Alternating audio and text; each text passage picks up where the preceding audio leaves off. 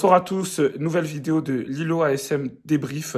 Heureux de vous retrouver ce soir en reprise de la Ligue 1 après 13 jours de trêve internationale. Je vous cache pas que ce soir, je suis très contrarié quant à la prestation de l'AS Monaco. AS Monaco qui s'est incliné sur la pelouse de Rennes 4 buts à 1. Avec pour bonne nouvelle le retour de Paul Pogba sur de ce soir sur lequel on va revenir. Je tiens surtout ce soir à m'attarder sur les vraies questions qu'il faut se poser. La première des questions, c'est est-ce que Sébastien Pocognoli a les épaules pour pouvoir diriger un groupe comme celui de l'AS Monaco? Est-ce que Sébastien Pocognoli a les idées tactiques pour pouvoir s'adapter aux qualités intrinsèques de chacun de nos joueurs? Est-ce que la direction de l'AS Monaco va pouvoir un jour retenir ses erreurs? On a déjà exploité la filiale belge. On l'a déjà exploité avec Philippe Clément, qu'on a débauché de Bruges. Ça a été un échec cuisant. Aujourd'hui, on peut déjà faire le bilan de Sébastien Pocognoli. Son bilan, aujourd'hui, c'est 8 buts encaissés en 2 matchs. Quand on est entraîneur de l'AS Monaco, c'est intolérable. Quelle est l'excuse qu'on va lui trouver encore ce soir? On va dire quoi? On va dire qu'on a des blessés? Non, ce n'est plus le cas puisque les 12 jours de trêve ont fait du bien. Il a récupéré un groupe étoffé. Aujourd'hui, tu as Pogba de retour, tu as Golovin, tu as récupéré Vanderson, tu as récupéré Denis Zakaria et j'en passe. Donc aujourd'hui, l'excuse des blessures n'est plus une excuse. En 5 minutes de match de l'AS Monaco, on voit de suite les lacunes tactiques de cet entraîneur. À aucun moment du match, il n'a su se réadapter et n'a su faire les changements qui nous auraient fait du bien. Aujourd'hui, on peut déjà dresser le bilan de l'AS Monaco sous l'ère Pocognoli. Je tiens à tirer ma révérence aux dirigeants de l'AS Monaco qui gèrent cette équipe comme des guignols. Et je dis les termes, comme des guignols. Tu refuses de sortir le chéquier pour recruter et pour étoffer ton effectif. Mais par contre, tu sors ton chéquier pour aller débaucher des entraîneurs déjà en poste, alors qu'il y a des entraîneurs libres et des entraîneurs qui n'ont pas le CV et pas la carrure pour diriger une équipe comme l'AS Monaco. Alors aujourd'hui, posons-nous les vraies questions. Est-il question de football business? Y a-t-il des billets qui sont mis sous la table? Ou est-il question de réelle ambition venant de la direction? C'est des questions que moi, en tant que supporter de l'AS Monaco, je me pose aujourd'hui. Je ne comprends pas. Ce soir, les amis, je suis en colère. Je suis en pétard. Je suis furax. Je n'arrive même pas à m'extasier du retour de Paul Pogba quand je vois une prestation désastreuse comme celle-là, avant un déplacement en Ligue des Champions et avant une réception du Paris Saint-Germain. Il y a un manque de compréhension tactique de ce que veut mettre en place Pocognoli. À un moment donné, c'est toi le coach, c'est toi le capitaine, tu dois te faire entendre. Aujourd'hui, tes joueurs, à la mi-temps, sont restés dans les vestiaires. Ils ne sont pas ressortis des vestiaires à la mi-temps. Je veux pour exemple que deuxième période, un seul tir, et c'est le but de Mika Biret. Quand tu t'appelles l'AS Monaco, quand tu as un objectif affiché et affirmé de te qualifier en Ligue des Champions chaque saison, ce genre de prestations sont intolérables. Je ne vais pas faire un préambule beaucoup plus long. On va passer directement à l'analyse tactique du match.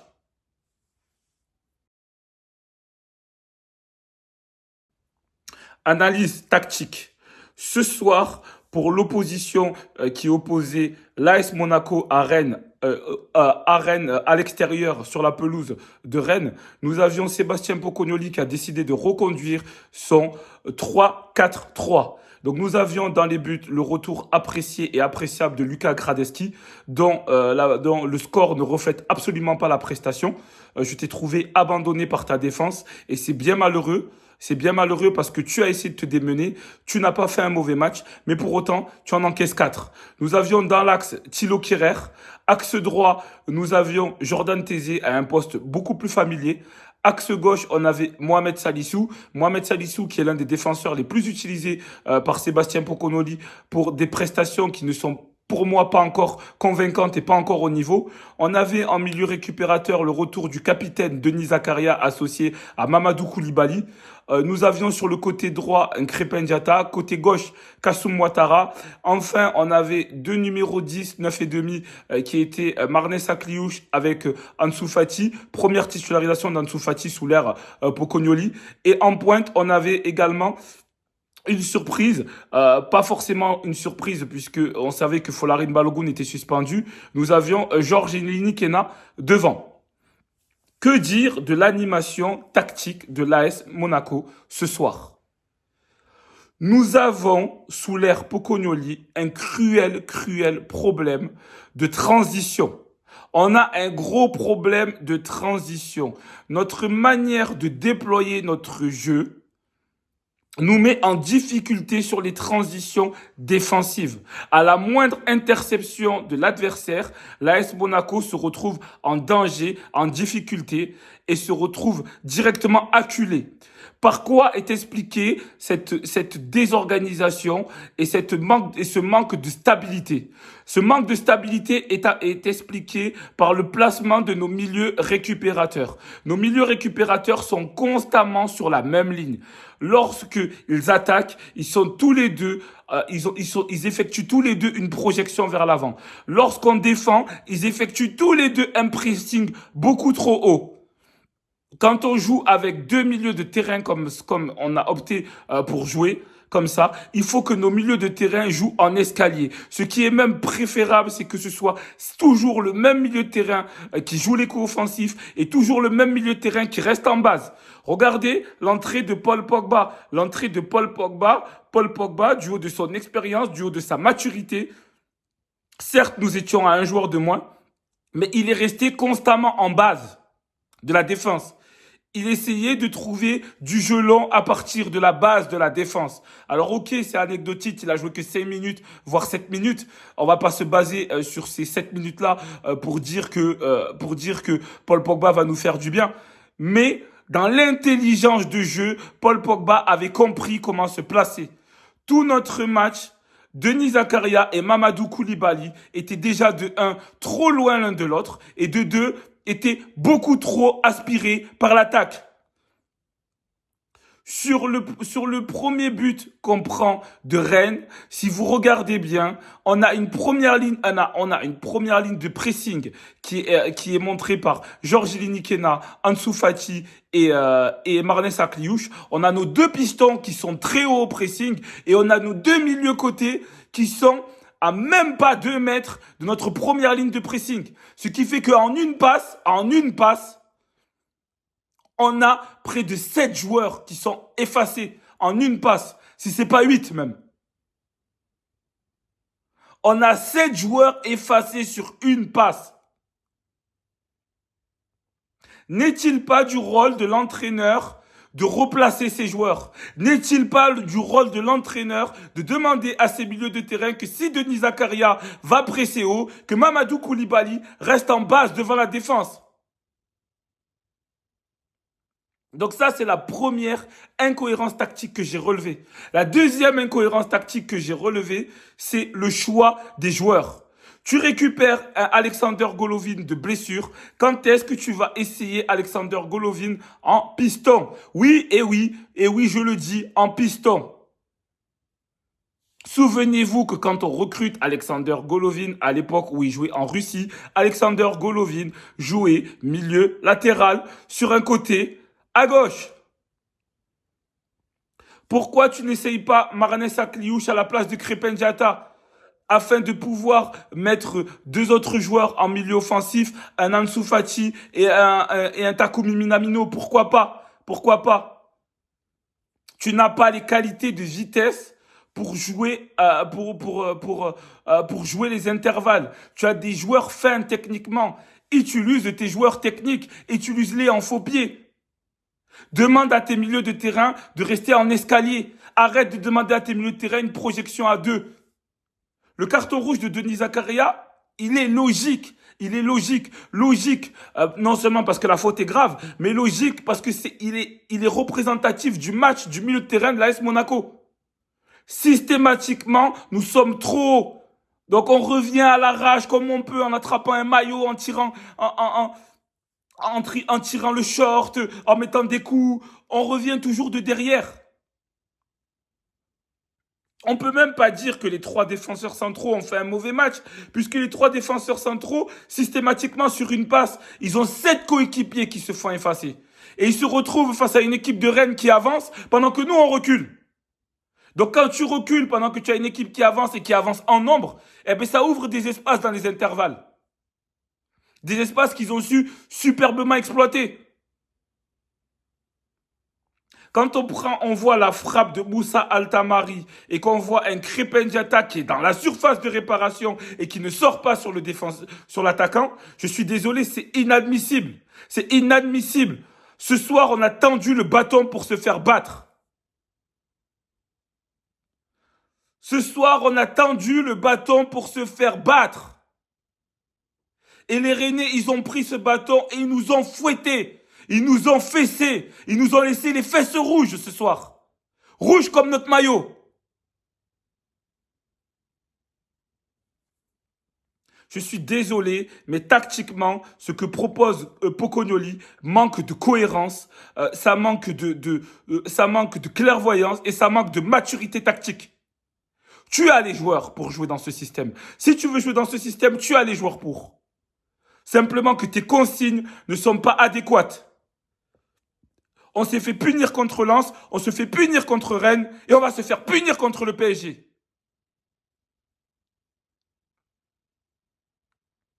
Donc je suis désolé, il y avait des choses à faire contre cette équipe de Rennes. On avait un Moussa Altamari qui jouait piston, dont ce n'était pas le poste. On aurait pu beaucoup plus accentuer le jeu côté droit, parce qu'à chaque fois que ça combinait un peu, il était dépassé, il ne savait pas comment se placer, et il y avait des opportunités de débordement de ce côté-là. De ce côté-là, on aurait pu aussi beaucoup exploiter le décrochage de Georges Linikena. Georges Linikena, où ça va peut-être vous surprendre, mais je l'ai trouvé très intéressant dans ce jeu de haut but, dans ce jeu de décrochage. Quand il décrochait, il attirait des défenseurs parce qu'il y avait quand même une ligne de 5 défenseurs en position basse. Mais quand Georges Linikena décrochait, ça attirait des défenseurs et ça permettait à Akliouche et Ansu Fati de plonger. Si on avait juste eu sur les décrochages de Georges Linikena un milieu de terrain comme Denis Zakaria ou comme Mamadou Koulibaly, avec un peu plus de finesse technique, un peu plus de prise de risque dans le jeu long, il y avait la possibilité de trouver des Ansu Fati et des Marnès Akliouche dans le dos des Rennais sur les décrochages de Georges Linikena. Ça n'a pas été le cas. On joue avec des milieux de terrain avec des profils similaires. Ce sont des joueurs box-to-box. Ce ne sont pas des joueurs qui ont la finesse technique pour casser des lignes sur des passes. Ce sont des joueurs qui n'ont même pas la finesse technique pour casser des lignes à balle au pied non plus. Ce sont tout simplement des joueurs d'impact. C'est des joueurs qui mettent de l'impact. Mais dans le système de Sébastien Pocognoli, on a besoin de finesse technique. On a besoin de les situer dans le placement. Pour moi, les artisans de notre défaite sont nos deux milieux relayeurs. Ce sont les artisans de notre défaite. Sans compter le manque de repli défensif de Kassoum Ouattara et le manque de repli défensif de Krépin Diatta. Toujours à l'envers. Tactiquement, cette équipe de Rennes ce soir, je vous certifie qu'elle était prenable. Elle était prenable, mais il aurait fallu que le staff de Sébastien Pocognoli ait un peu plus préparé le match afin de pouvoir leur faire mal. Un match qui est mal préparé, on voit qu'un Abid Bey a bien révisé son sujet, on voit qu'un Abid Bey nous attendait. Eh bien, résultat au classement, ça fait que les Rennais nous passent devant. Les Rennais sont 5e au classement. Et l'AS Monaco dégringole. Dégringole. Ce soir, messieurs, dames, l'AS Monaco, c'est 23 buts encaissés en 13 journées. En 13 journées. À cette allure-là, on va encaisser le double de buts qu'il y a de matchs de Ligue 1. Je suis désolé, mais ce soir, une prestation comme celle-là, avec un groupe comme le nôtre, ne me satisfait pas. Peut-on déjà dire ce soir Sébastien Pocognoli dehors? Je ne sais pas, mais je vous laisse me dire en commentaire s'il faut déjà le mettre dehors. Arrêtons l'hémorragie, arrêtons. On a viré à 18 h pour prendre Sébastien Pocognoli. À 18 h, ne prenez pas des scores de plage comme ça. Sébastien Pocognoli prend des scores de volée. Il prend des sets comme au tennis.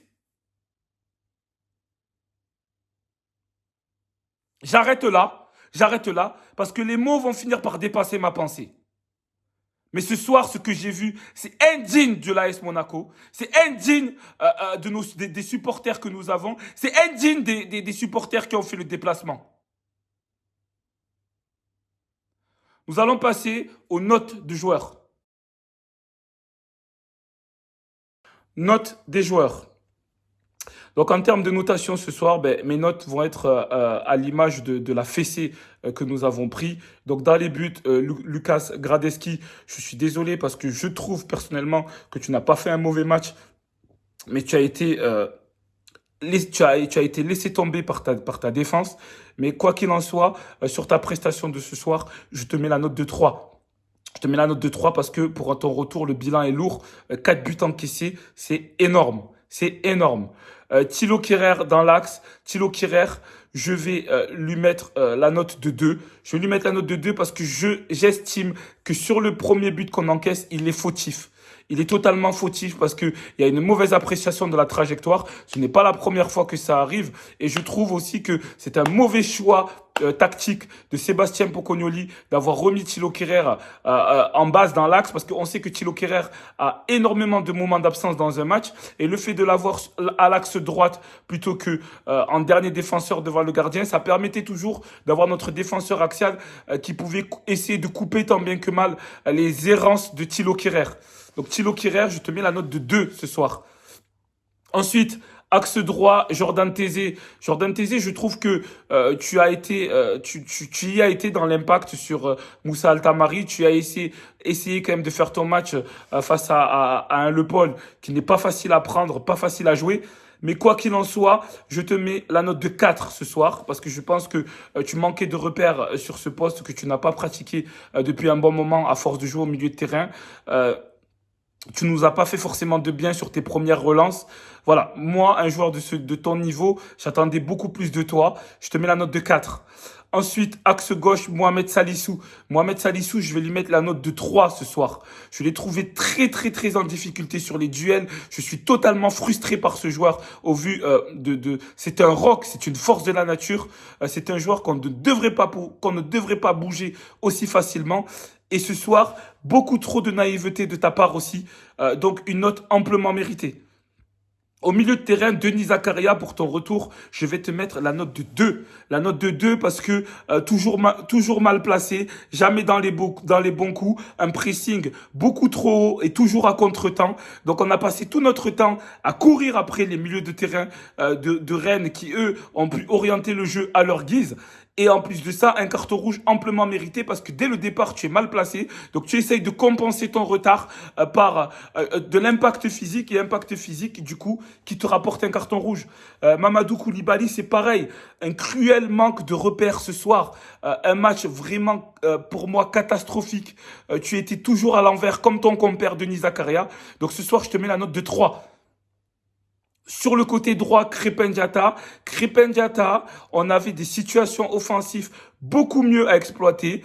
Crépin Diatta, tu étais l'homme en vue de la première mi-temps. On t'a beaucoup trouvé parce qu'on avait un Moussa Altamari qui n'était pas un titulaire de ce poste, qui était dans un poste inhabituel pour lui, dans lequel il n'avait pas de repères. Il y avait beaucoup de choses à faire ce soir et tu n'as vraiment pas été à la hauteur de ce qu'il y avait à faire tant dans tes débordements offensifs que dans tes replacements défensifs. Je te mets la note de 4 ce soir.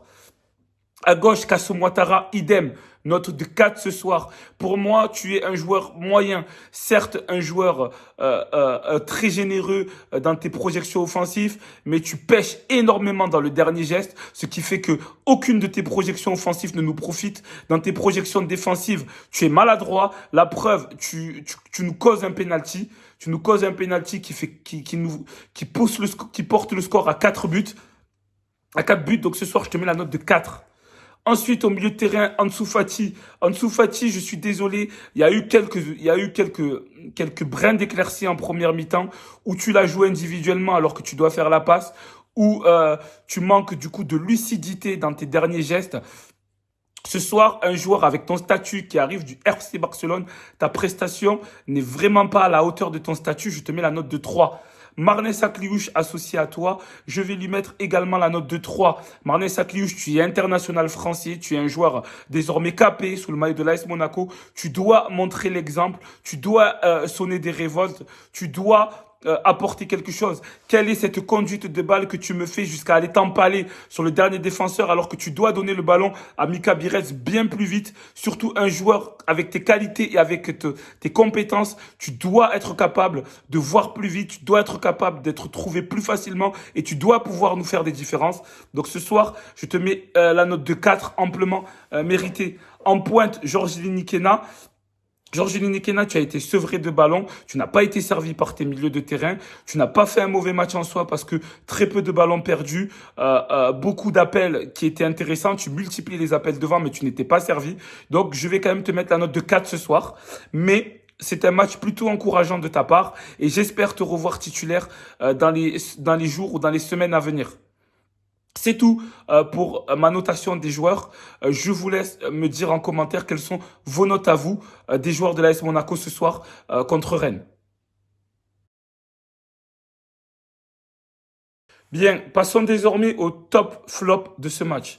En termes de flop de ce match ce soir, je vais désigner Denis Zakaria en flop, puisque Denis Zakaria a vraiment un rayonnement plutôt faible au milieu de terrain, une faute impardonnable qui nous coûte un carton rouge et qui finit de nous couler dans ce match où on était déjà clairement en train de sombrer. Je te mets flop ce soir sur ce match. En deuxième flop de ce match, je vais mettre Ansu Fati. Ansu Fati, flop de ce match parce que tu arrives avec un statut, tu arrives avec beaucoup d'attentes sur tes épaules.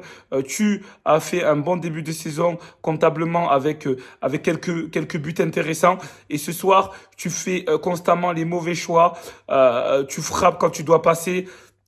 Tu n'es pas inspiré balle au pied. Donc ce soir, tu es logiquement un flop de ce match. Je pourrais mettre davantage de flop, mais j'ai envie quand même de marquer le coup en mettant Marnès Akliouche, flop de ce match. Marnès Akliouche, c'est pareil. Dans un match comme celui-là, face à une défense qui joue aussi bas, tu dois prendre tes responsabilités, tu dois décrocher, tu dois nous organiser le jeu, tu dois faire parler ta qualité technique, mais je pense honnêtement que le positionnement adopté par Sébastien Pocognoli pour toi ne te rend pas service. Je pense que tu es beaucoup plus à l'aise lorsque tu es en long de ligne, collé à la ligne de touche. Et là, ce n'est plus le cas puisque tu as été réaxé en numéro 10, 9 et demi, un poste sur lequel tu peines à trouver tes marques, d'autant plus qu'en équipe de France, tu joues sur un côté. Donc, tu es logiquement un flop de ce match. Au niveau des tops, je vais désigner Mika Biret, car Mika Biret est rentré et a marqué son but. Ça faisait longtemps qu'il n'avait pas marqué sous le maillot de l'AS Monaco. Donc je suis content que Mika Biret ait pu marquer. Espérons que ça lui fasse retrouver un peu de confiance et qu'il puisse continuer à marquer dans les matchs à venir.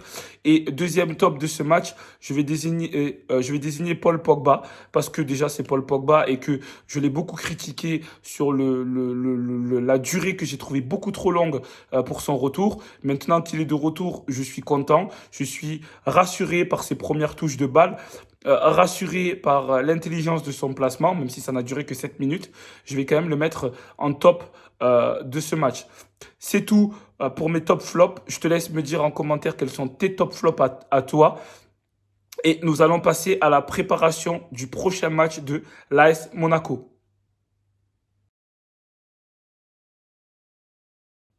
Donc, nous allons retrouver l'AS Monaco mercredi en Ligue des Champions pour une rencontre qui va nous opposer à Paphos sur la pelouse de Paphos. Donc, moi, que dire sur la rencontre à venir, si ce n'est que comme Bodo Klimt, le principal adversaire de l'AS Monaco va être l'AS Monaco eux-mêmes. Eux-mêmes. Je pense très sincèrement que si nous faisons un match sérieux et appliqué, il n'y a pas de raison qu'on ne remporte pas les 3 points sur la pelouse de Paphos. Maintenant, si je me base sur la prestation que j'ai vue ce soir, je n'emmène pas large quant au déplacement en Ligue des Champions au niveau de Paphos, en sachant que le coach aura dans un coin de sa tête une gestion d'effectifs dans la mesure où il va recevoir derrière le Paris Saint-Germain à l'AS Monaco le week-end qui suit. Donc, ça va être un match qui va être très dur à préparer, pas facile à aller gagner, mais on doit impérativement le gagner, non seulement pour vous racheter auprès de nous les supporters, mais aussi pour vous redonner du baume au cœur et aussi pour engranger de la confiance avant le match contre le Paris Saint-Germain. Que si nous jouons comme nous avons joué ce soir, je prédis un nouveau score de volée contre nous. C'est tout pour le débrief de Lilo ASM Débrief. Si tu ne l'as pas encore fait, abonne-toi, active la cloche pour être avisé des nouvelles vidéos à venir. On a de nouveaux matchs qui vont s'enchaîner, donc des vidéos qui vont s'enchaîner. Donc active la cloche pour ne rien louper. N'hésite pas à commenter et à mettre un petit pouce bleu. Je vous souhaite à tous un bon week-end. C'était Lilo ASM Débrief.